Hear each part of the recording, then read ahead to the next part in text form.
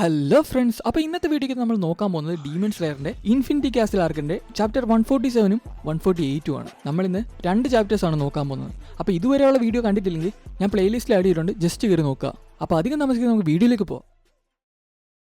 147ാമത്തെ chapter തുടങ്ങുന്നത് ഉബയാഷിക്കിയുടെ family ആയിട്ടുള്ള കിരിയേയും കനോവയൊക്കെ കാണിച്ചുകൊണ്ടാണ്. നമുക്കത് തുടങ്ങുമ്പോൾ തന്നെ മനസ്സിലാകും കനോവ കരഞ്ഞുകൊണ്ടിരിക്കുകയാണ്.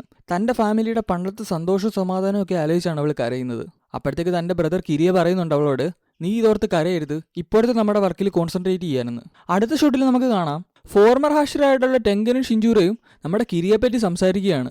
അവർ പറയുന്നുണ്ട്, ഇത്ര യങ്ങറായിട്ടുള്ള ഏജിൽ തന്നെ ഇവരെന്ത് മെച്യൂറായിട്ടാണ് ഓരോരോ കാര്യങ്ങൾ ചെയ്യുന്നത്, ഇവർ ശരിക്കും അമേസിംഗ് ആണെന്നൊക്കെ. തൊട്ടപ്പുറത്ത് നമുക്ക് കാണാം സക്കോഞ്ചി നമ്മുടെ നെസുക്കോന്റെ ഇൽനെസ് ട്രീറ്റ് ചെയ്തുകൊണ്ടിരിക്കുകയാണ്. ബാക്കിയുള്ള ടീമിനെ അപേക്ഷിച്ച് നോക്കുമ്പോൾ നെസുക്കോയ്ക്ക് വെയിലത്തിറങ്ങാൻ പറ്റുമല്ലോ. അവനവളെ തിരിച്ച് പഴയതുപോലെ ആക്കാനുള്ള എന്തൊക്കെയൊക്കെയോ മെഡിറ്റേഷൻസ് ഒക്കെ അവിടെ നടത്തുന്നുണ്ട്. എന്നിട്ട് അവനിങ്ങനെ ആലോചിക്കുന്നുണ്ട്, ഇഫ് സപ്പോസ് നെസുക്കോ ഈ സിറ്റുവേഷൻ ഓവർകം ചെയ്തു കഴിഞ്ഞാൽ ഇത് മൂസാന് വലിയൊരു അടിയായിരിക്കുമെന്ന്. എന്നിട്ട് ആദ്യമായിട്ട് നെസുക്കോയും കൊണ്ട് വന്ന ടാൻജിറോന്റെ മുഖം പുള്ളിക്കാരൻ ഇങ്ങനെ ആലോചിക്കുന്നുണ്ട്. പുള്ളി എന്നിട്ട് പുള്ളിയുടെ മൈൻഡ് വോയിസുമായിട്ട് ഇങ്ങനെ സംസാരിക്കുന്നുണ്ട്, ഡോണ്ട് ലൂസ് നെസുക്കോ, ഡോണ്ട് ലൂസ് ടാൻജിറ എന്നൊക്കെ. തൊട്ടപ്പുറത്ത് നമുക്ക് കാണാം ടാൻജിറോ അക്കാസയും തമ്മി കൊല്ലാനായിട്ട് പോവാണ്. എന്നിട്ട് നമുക്ക് കാണാം ടാൻജിറോ കറങ്ങി ചാടിയിട്ട് അക്കാസയുടെ കൈയുടെ പുറകിൽ വെട്ടുന്നുണ്ട്. എന്നിട്ട് ടാൻജിറോ മനസ്സിൽ പറയുന്നുണ്ട്, ഗോ ഗോ, കുറച്ചുകൂടെ മതി, അവനെ ഇപ്പം എനിക്ക് കൊല്ലാൻ പറ്റും, അവൻ്റെ കൈ വെട്ടിക്കഴിഞ്ഞാൽ എനിക്ക് ബാക്കിയുള്ള കാര്യങ്ങൾ എളുപ്പമാണ്, ഇങ്ങനെ പറയുന്നുണ്ട്. ഗിയു അവിടെ വണ്ടറടിച്ചിരിക്കുന്നത് നമുക്ക് കാണാം. ടാൻജിറോ അവിടെ അലച്ചുകൊണ്ട് കറങ്ങി വെട്ടുകയാണ്. ടാൻജിറോ വിചാരിച്ചതുപോലെ തന്നെ ടാൻജിറോയ്ക്ക് അക്കാസേൻ്റെ ഇടത്തേക്ക് നോക്കി വെട്ടാൻ പറ്റി. ടാൻജിറോ എന്നിട്ട് പറയുന്നുണ്ട്, എനിക്ക് അവൻ്റെ തലയ്ക്കുന്നം വെക്കാൻ പറ്റിയില്ല, അടുത്ത പ്രാവശ്യം തലയ്ക്ക് തന്നെ വെച്ചേക്കാം എന്ന് പറഞ്ഞ് തിരിഞ്ഞു നോക്കുമ്പോൾ അക്കാസയുടെ പവർ ഉപയോഗിച്ച് ആ മുറിച്ച കൈയും റീജനറേറ്റ് ചെയ്ത് അവിടെ നിപ്പുണ്ട്. അക്കാസ ഉടനെ തന്നെ കൈ വീശിയിട്ട് നമ്മുടെ ടാൻജിറോനെ മുഖത്തിട്ട് ഇടിക്കാൻ വേണ്ടി പോവാണ്. ടാൻജിറോ ഉടനെ തന്നെ സ്പീഡിൽ അവിടെ നിന്ന് ഒഴിഞ്ഞു മാറിയിട്ട് അക്കാസയുടെ പുറയിൽ പോയി നിൽക്കുകയാണ്. പെട്ടെന്ന് തന്നെ നമുക്ക് കാണാം ടാൻജിറോ വെറുതെ അങ്ങ് പോയതല്ല, അക്കാസയുടെ തലയ്ക്ക് ഒരു ഒടുക്കത്തെ ഡാമേജ് കൊടുത്തിട്ടാണ് പോയത്. ഭയങ്കരം തന്നെ. തൊട്ടപ്പുറത്ത് നമുക്ക് കാണാം നമ്മുടെ ഗിയു വണ്ടറടിച്ച് അവിടെ ഇരിക്കുകയാണ്. ഗിയു പറയുന്നുണ്ട്, ടാൻജിറോ ഇപ്പൊ ഫൈറ്റ് ചെയ്തത് ഒരു അപ്പർ മൂൺ ടീമനുമായിട്ടാണ്, അവന് ഇത്രയും ഡാമേജ് കൊടുക്കാനൊക്കെ ആയോ? ആദ്യമായിട്ട് അവനെ ഞാൻ കണ്ടത് ഞാൻ ഇപ്പോഴും ഓർക്കുന്നു.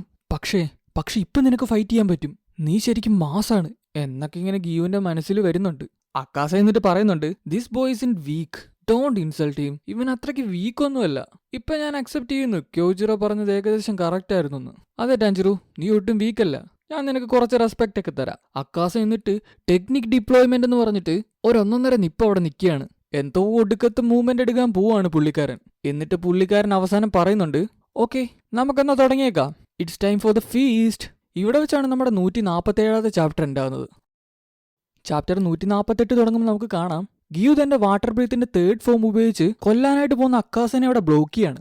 അപ്പൊ അക്കാസ ഇങ്ങനെ പറയുന്നുണ്ട്, വാട്ടർ പില്ലർ, ഞാൻ ഏകദേശം 50 വർഷമായി ഇതുപോലെ ഒരാളുമായിട്ട് ഫൈറ്റ് ചെയ്തിട്ട്. അക്കാസ എന്നിട്ട് തന്റെ പവർ ഉപയോഗിച്ച് അത് ബ്ലോക്ക് ചെയ്യുന്നത് നമുക്ക് കാണാം.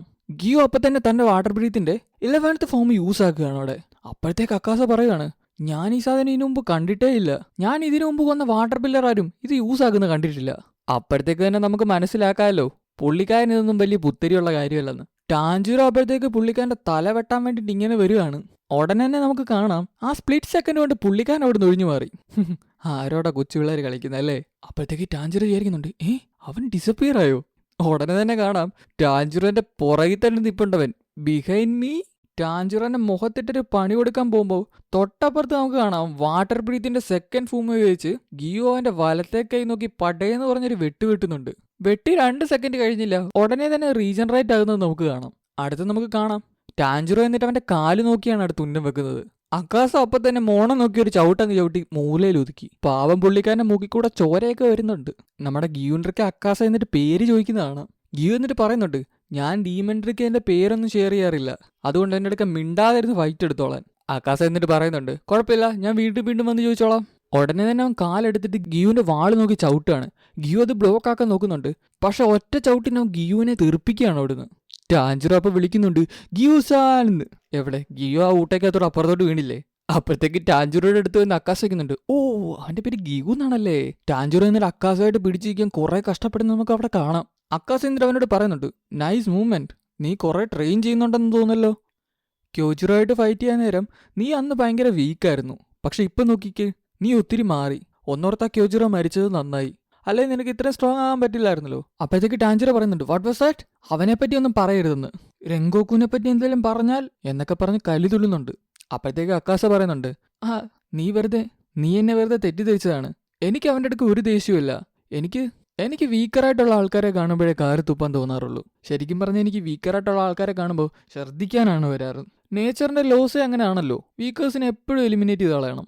അപ്പോഴത്തേക്ക് ടാൻജിറോ പറയുന്നുണ്ട്, അങ്ങനെയല്ല ഒരിക്കലും.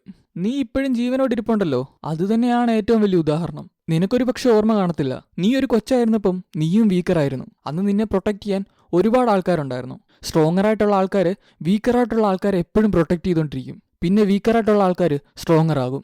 അതാണ് നേച്ചറിന്റെ ലോ. അക്കാസ, നിന്റെ ചിന്തകൾ ഒരിക്കലും ക്ഷമിക്കാൻ പറ്റുന്നതല്ല.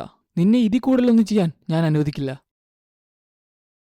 ഇവിടെ വെച്ചാണ് നമ്മുടെ 148 ചാപ്റ്റർ എൻഡ് ആകുന്നത്. അപ്പോൾ വീഡിയോ ഇഷ്ടപ്പെട്ടാൽ ലൈക്ക് ചെയ്യുക, സപ്പോർട്ട് ചെയ്യുക. പുതിയൊരു വീഡിയോ കാണുന്നവരെ ബായ്.